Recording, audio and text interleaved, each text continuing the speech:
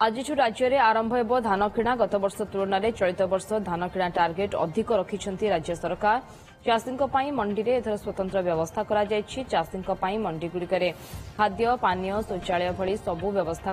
ठीक समय गाड़ी पहुंचाई मिल मालिकों को कड़ा निर्देश दि धान किणा उपर तीक्ष्ण नजर रखापी अधिकारी निर्देश रही मंडी खोलिबा परे जेउठी असुविधा देखा तुरंत ऑन द स्पॉट समाधान पाई निर्देश रही सेबली कटनी चटनी उपर राज्य सरकार तीक्ष्ण नजर रखिंट लघुचाप प्रभाव में जदि वर्षा हुए तेज सामान्य क्षति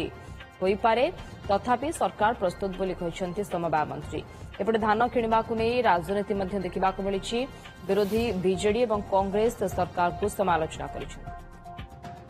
टार्गेट आपणकर गत वर्ष अपेक्षा आहरी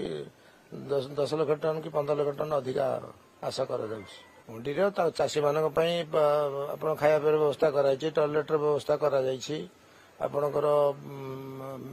मिल मालिक एथर टाइट कराई ठीक समय केमती गाड़ी पहुंचे सब प्रकार जमी व्यवस्था करा कथा किंतु तापर भी देखिए समस्त तीक्ष्ण नजर रही केमी सुचारू रूपे धान उठिब चाषी मानकर से व्यवस्था सरकार शत चेष्टा कर ठीक भाव करने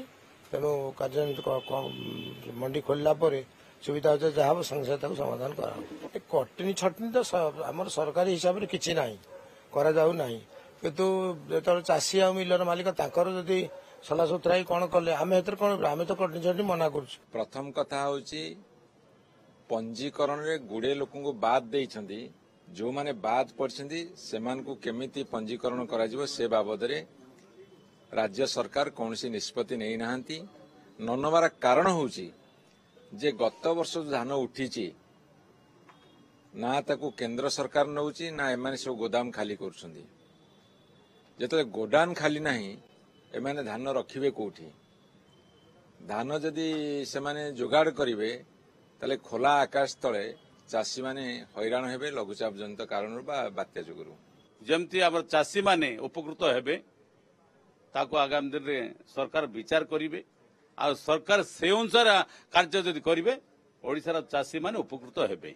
किंतु कहीदेले हेबनी आउ